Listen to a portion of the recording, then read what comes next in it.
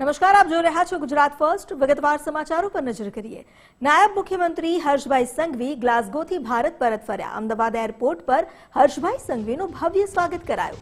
Deputy CM Harsh Sanghavi, Neeraj Chopra, PT ઉષાએ batten સ્વીકાર્યું. CWG 2030ની યજમાનીનો flag અને host batten લઈને આવ્યા છે ડેપ્યુટી સીએમ. ગ્લાસગો CWG 2026ના સમાપન સમારોહમાં સત્તાવાર હેન્ડઓવર કરવામાં આવ્યું. ગ્લાસગોના ભારતના ખેલાડીઓનું 39 મેડલ સાથે શાનદાર પ્રદર્શન જોવા મળ્યું. અમદાવાદમાં 2030માં ભવ્યાતિ ભવ્ય કોમનવેલ્થ ગેમ્સ યોજાશે. CWGને વિશ્વસ્તરીય અને ઐતિહાસિક બનાવવાની તૈયારીઓ શરૂ થઈ ચૂકી છે. 2030ની સેન્ટેનરી કોમનવેલ્થ ગેમ્સનું આયોજન અમદાવાદમાં થશે. ગ્લાસગોથી પરત ફરતા હર્ષભાઈ ગુજરાત માટે ગૌરવપૂર્ણ क्षण गणावी.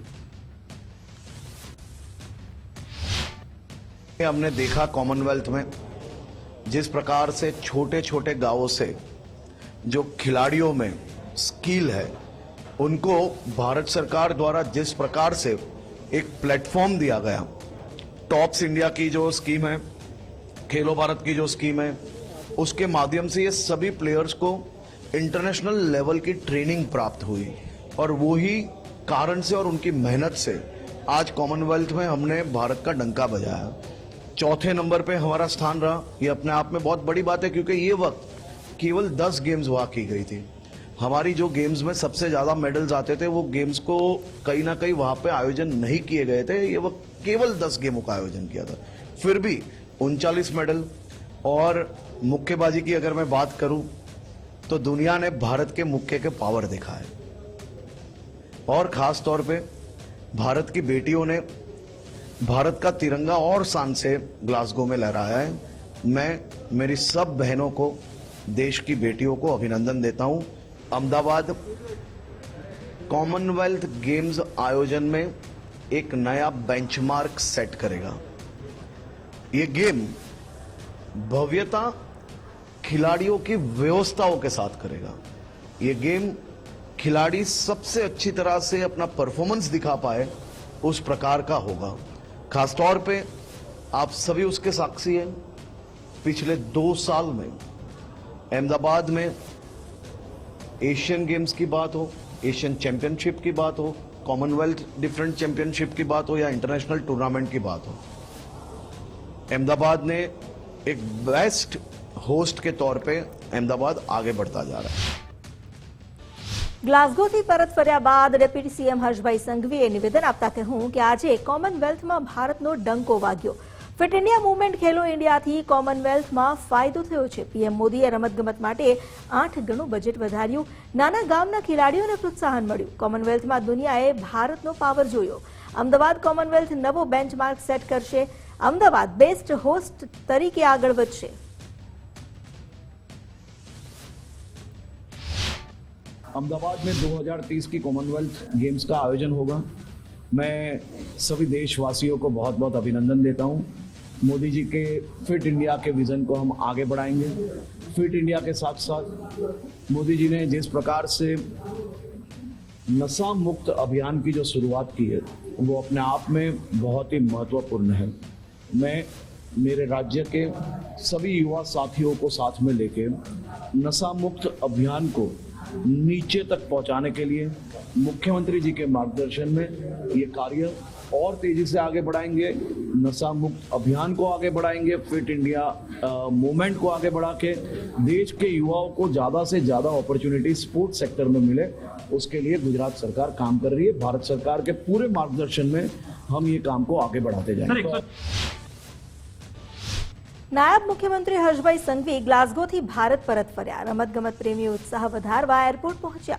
અમદાવાદના કોમનવેલ્થના આયોજનથી ખુશી વ્યક્ત કરવામાં આવી. કેટલાય એવા રમતગમત પ્રેમીઓ હતા જેમણે આ ખુશી વ્યક્ત કરી અને સાથે 140 કરોડ ભારતીયો માટે આને એક ગૌરવવંતી ક્ષણ ગણાવી.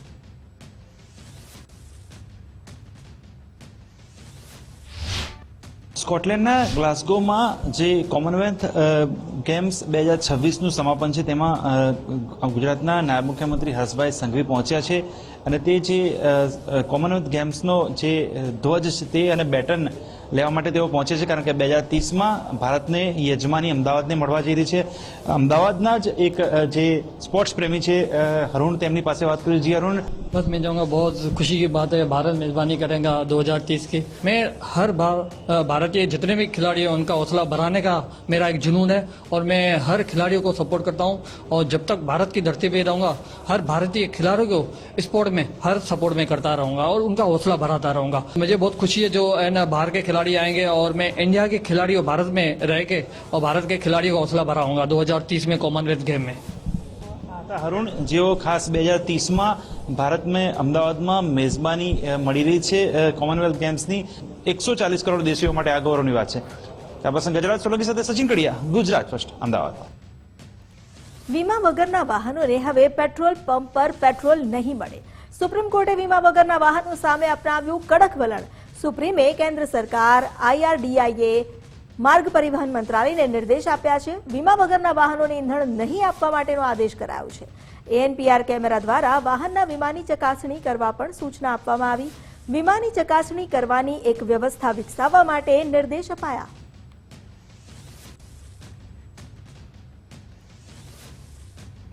મુખ્યમંત્રીની અધ્યક્ષતામાં મળશે આજે કેબિનેટની બેઠક. આજે સવારે 10 વાગ્યે કેબિનેટની બેઠકનું આયોજન કરવામાં આવ્યું છે.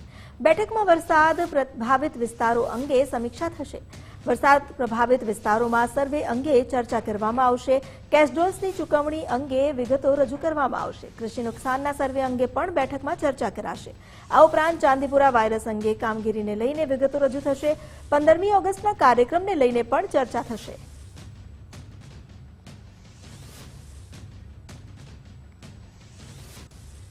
આજે હાઈકોર્ટમાં ચૈતર વસાવા કેસમાં જામીન અરજી પર સુનાવણી હાથ ધરાશે. નર્મદા કોર્ટની સજા સામે સ્ટે લેવા ચૈતર વસાવા હાઈકોર્ટની શરણે પહોંચ્યા છે. ફોરેસ્ટ ઓફિસર પર હુમલો અને હવામાં ફાયરિંગનો કેસ છે. નર્મદા કોર્ટે આ કેસમાં ચૈતર વસાવાને 7 વર્ષની કેદની સજા ફટકારી છે. નર્મદા કોર્ટે 9 આરોપીને 7 વર્ષની કેદની સજા ફટકારી છે.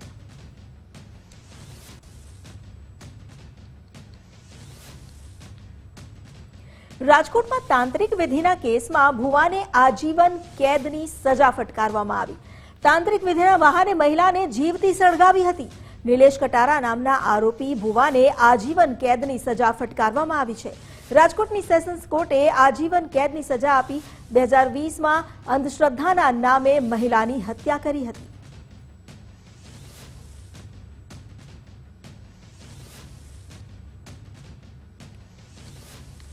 પાલનપુરના ડીસા હાઈવે પર ડ્રગ્સ ઝડપાયું. એમડી ડ્રગ્સ સાથે 4 શખ્સની ધરપકડ કરાઈ.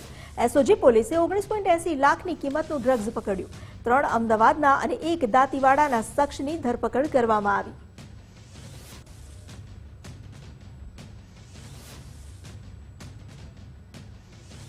રાજકોટના કોઠારિયા રોડ પર આવેલા મકાનમાં આગ લાગી. નંદા હોલ નજીક સુભાષનગરમાં આવેલું આ મકાન જ્યાં આગ ભભૂકી ઉઠી. આગના લાગી તે સમયે ઘરમાં 5 લોકો ફસાયા હોવા હતા, જેમને સુરક્ષિત બહાર કાઢવામાં આવ્યા. કોઈ જાનહાનિ નથી થઈ. ફાયર વિભાગ દ્વારા આગ પર કાબુ મેળવવામાં આવ્યો.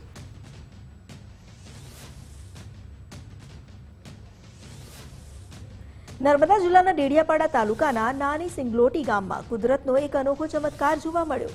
વર્ષો સુધી પીવાના પાણીની સમસ્યાથી ઝઝૂમતા ગામમાં હવે એક બોરમાંથી કુદરતી રીતે દબાણ સાથે પાણીના ઝરા ફૂટી નીકળ્યા છે. આ દ્રશ્ય જોવા આસપાસના ગામથી પણ લોકો ઉમટી પડ્યા. ડેડિયાપાડાના નાની સિંગલોટી ગામમાં એક બોરિંગમાંથી અચાનક જ કુદરતી રીતે પાણીનો ઝરો ફૂટી નીકળતા આખા વિસ્તારમાં આશ્ચર્ય ફેલાયું છે. બોરિંગમાંથી સતત દબાણ સાથે બહાર આવતું સ્વચ્છ પાણી લોકો માટે આકર્ષણનું કેન્દ્ર બન્યું છે. ગામના લોકો ઉપરાંત આસપાસના વિસ્તારમાંથી પણ લોકો આ અનોખું દ્રશ્ય જોવા ઉમટી રહ્યા છે.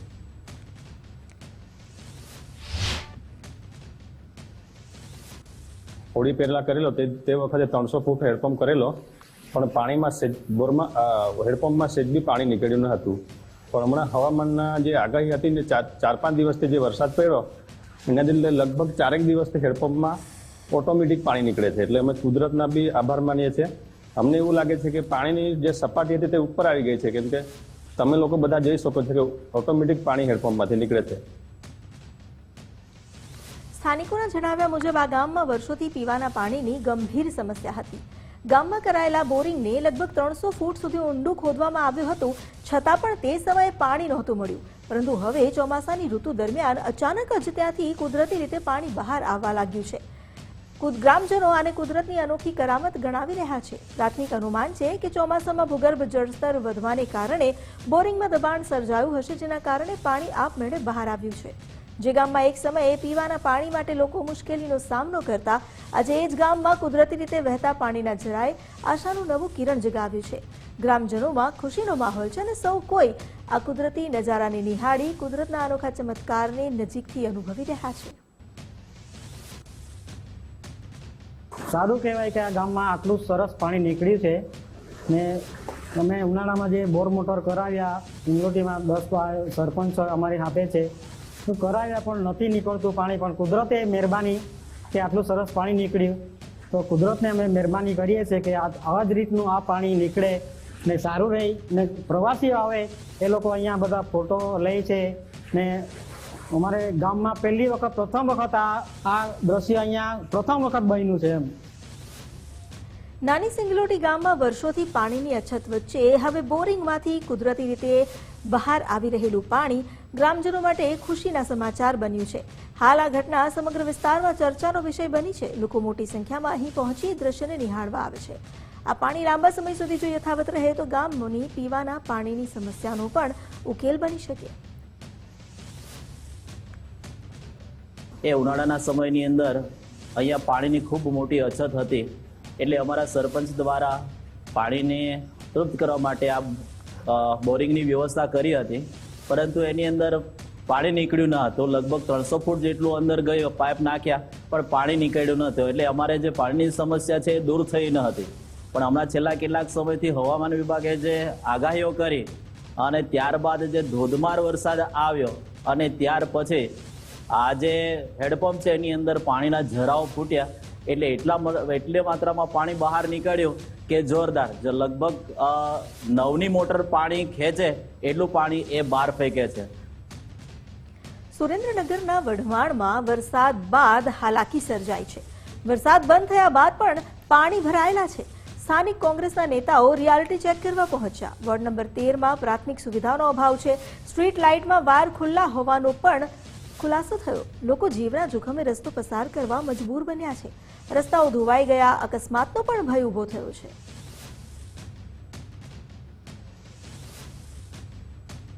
એવા સવારથી અમારી પાસે અનેક ફરિયાદો આવી, એમને પણ રજૂઆત કરી જે લોકો અહીંના સ્થાનિક જે ચૂંટાયેલા સભ્યો છે એ લોકોને કે ભાઈ તમે આનો નિકાલ લાવો. આખો દિવસ જતો રહ્યો, આજે 10:30 વાગ્યા છે રાતના, પણ હજુ સુધી આનો કોઈ નિકાલ આવ્યો નથી.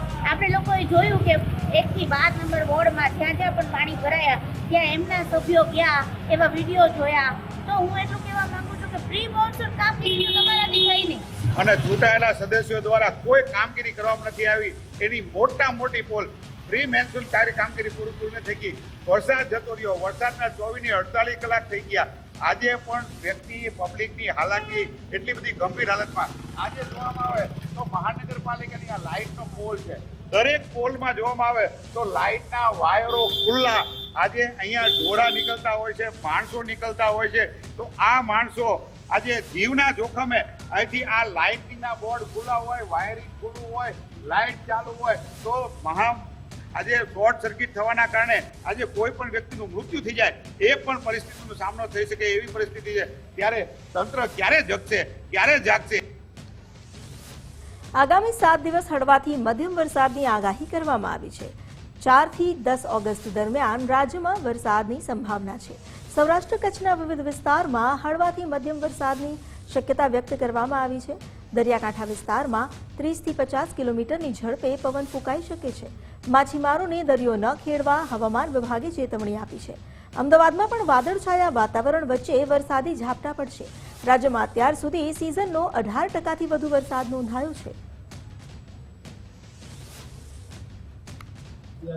4 अगस्त से लेकर 10 अगस्त तक इसमें गुजरात रीजन में एक स्थानों से लेकर कुछ जगह में हल्का से मध्यम बरसात का संभावना रहेगा और जो सौराष्ट्र कच्छ रीजन में एक स्थानों में हल्का से मध्यम बरसात का संभावना है.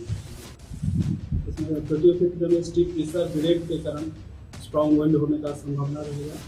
जो स्पीड होने का संभावना है। 15 से 20 नॉट, गस्टिंग स्पीड 25 नॉट तक रहेगा। इसमें पवन का जो दिशा रहेगा ना, ये दक्षिण पश्चिम दिशा से पवन चलने का रहेंगे। फिशरमैन भाई के लिए आज के लिए वार्निंग किया गया है, जो हमारा गुजरात रीजन की अपने अलॉन्ग गुजरात उपयोग क्षेत्र है, इसमें स्ट्रॉन्ग विंड रहेगा। इसमें 30 से 40 किलोमीटर प्रति घंटा, गस्टिंग की 50 किलोमीटर प्रति घंटा में संभावना है। નર્મદા સરદાર સરોવરની સપાટીમાં વધારો થયો. ઉપરવાસમાંથી 35,788 ક્યુસેક પાણીની આવક છે. ડેમની સપાટી 132.36 મીટર પાર પહોંચી. ડેમની મહત્તમ સપાટી 138.68 મીટર છે.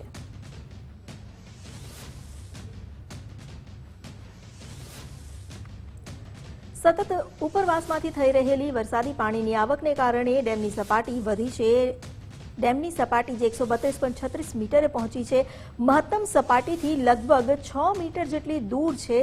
અને જે રીતે પાણીની આવક થઈ રહી છે, આ પાણીની આવકથી હજુ પણ વધુ સપાટી વધે તો નવાઈ નહીં. આ સ્થિતિ પર સતત નજર રાખવામાં આવી રહી છે.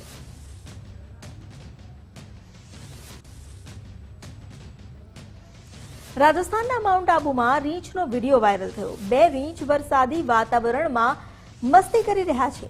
માઉન્ટ આબુમાં ઘણીવાર રીંછનું ટોળું જોવા મળે છે. રીંછથી સુરક્ષિત અંતર જાળવવા વન વિભાગે અપીલ કરી છે. ઘણા સહેલાણીઓ આ વખતે માઉન્ટ આબુ જતા હોય છે, ત્યારે જો રીંછનો ભેટો થાય તો સુરક્ષિત અંતર રાખવું જરૂરી છે. વન વિભાગે આ જાણકારી આપી છે, ચેતવણી આપી છે. રાજસ્થાનમાં પણ વરસાદી માહોલ છે. રાજસ્થાનના માઉન્ટ આબુમાં જ્યાં વરસાદી માહોલમાં 2 રીંછ મસ્તી કરતા નજરે પડ્યા. આ વિડીયો જે સામે આવ્યો છે, જે પર્યાવરણ પ્રેમીઓને તો આનંદ આપી રહ્યો છે, પરંતુ સાથે વન વિભાગે પ્રવાસીઓ માટે પણ ચેતવણી જાહેર કરી છે. રીંછથી સુરક્ષિત અંતર રાખવું.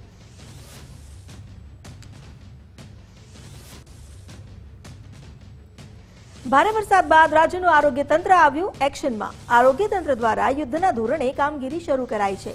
34 જિલ્લા અને 8 મહાનગરપાલિકામાં એક્શન પ્લાન અમલમાં મૂકવામાં આવ્યો. આરોગ્ય વિભાગ મોન્સૂન એક્શન પ્લાન પર હાલ અમલવારી કરે છે. રાજ્યના તમામ જિલ્લામાં 24 કલાક કંટ્રોલ રૂમ કાર્યરત કરવામાં આવ્યા છે. 18,000થી વધુ સર્વેલન્સ ટીમ ઘરે ઘરે જઈને કામ કરી રહી છે. રાજ્યભરમાં 6,868 મેડિકલ કેમ્પ યોજવામાં આવ્યા. 1.74 લાખથી વધુ નાગરિકોને સ્થળ પર જ સારવાર આપવામાં આવી. 675 સગર્ભા માતાઓને પણ અગાઉથી જ હોસ્પિટલ ખસેડવામાં આવી. આમાંથી 272ની સફળ સંસ્થાગત પ્રસૂતિ કરાવવામાં આવી છે. 1,496 એમ્બ્યુલન્સ અને 816 પીએચસી સીએચસી એમ્બ્યુલન્સ સજ્જ છે. 1.5 કરોડથી વધુ ક્લોરીન ટેબ્લેટ અને ઓઆરએસ પેકેટનું વિતરણ કરવામાં આવ્યું.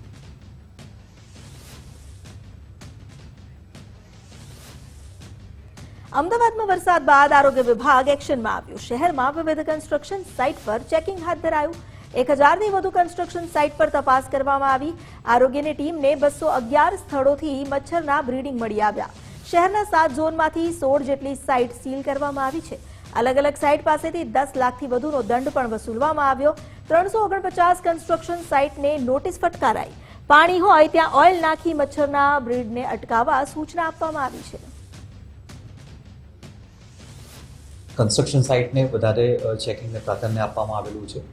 અંદાજિત 1,000 જેટલા થી પણ વધારે પ્રિમાઇસીસને ચેક કરવામાં આવેલું છે, જેમાં મેઇનલી કન્સ્ટ્રક્શન સાઇટનો સમાવેશ કરવામાં આવેલો છે.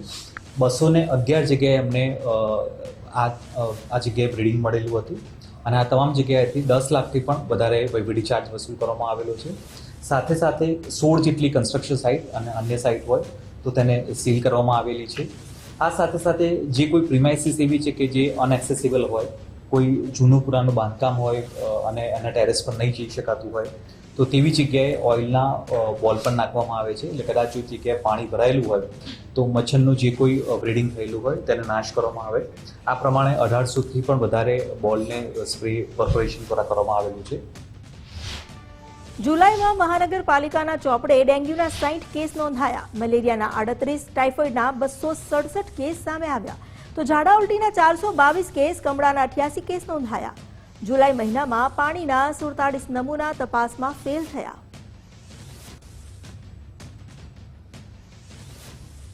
ડેન્ગ્યુના 60 કેસ રિપોર્ટ થયેલા છે અને સાદા મલેરિયાના 38 કેસીસ રિપોર્ટ થયેલા છે. તમામ અર્બન હેલ્થ સેન્ટરમાં, કોમ્યુનિટી હેલ્થ સેન્ટરમાં મલેરિયાનું અને ડેન્ગ્યુનું ચિકનગુનિયાનું ડાયગ્નોસિસ થઈ શકે તે પ્રકારની સુવિધા ઉપલબ્ધ કરવામાં આવેલી છે. સાથે સાથે દવાની ઉપલબ્ધિની પણ ચકાસણી કરવામાં આવેલી છે.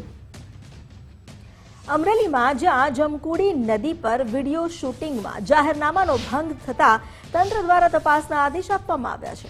વિડીયો વાયરલ થયા બાદ નિવેદન લેવાની તજવીજ હાથ ધરાઈ. પાણીના પ્રવાહમાં જીવના જોખમે આ વિડીયો બનાવવામાં આવ્યો હતો. નવા નીરના વધામણા સમયે જીવના જોખમે કાર્યક્રમ યોજાયો. સુરક્ષાના નિયમો નેવે મૂકવા બદલ પોલીસ તપાસ કરશે. જવાબદારો સામે ગુનો નોંધી આગળની કાર્યવાહી કરાશે. કાર્યક્રમનું ડ્રોન દ્વારા પણ વિડીયો શૂટિંગ કરવામાં આવ્યું હતું. જમકુડી નદી પાસે નવા નીરના વધામણા અન્વયે એ કાર્યક્રમ રાખવામાં આવેલો હતો, જે ખાનગી ધોરણે કાર્યક્રમ રાખવામાં આવેલો હતો. તો એ બાબતે જે વિડીયો ડિક્લેર થયા અને વિડીયો જાહેર થયો એ અન્વયે વિઝ્યુઅલ્સ તપાસી અને વિઝ્યુઅલ્સમાં દેખાતા વ્યક્તિઓના નિવેદન મેળવી અને જાહેરનામા અન્વયની વિગતો ચકાસી અને જાહેરનામા ભંગ અન્વયે નિયમ અનુસારની કાર્યવાહી પોલીસ તપાસ દ્વારા કરવામાં આવશે. પોલીસ તપાસમાં જે ખુલશે એ આગળની નિયમ અનુસાર કાર્યવાહી કરવામાં આવશે. તો અત્યારે બસ આટલું જ. વધુ સમાચારો માટે આપ જોતા રહો ગુજરાત ફર્સ્ટ, તમારી સાથે તમારી માટે.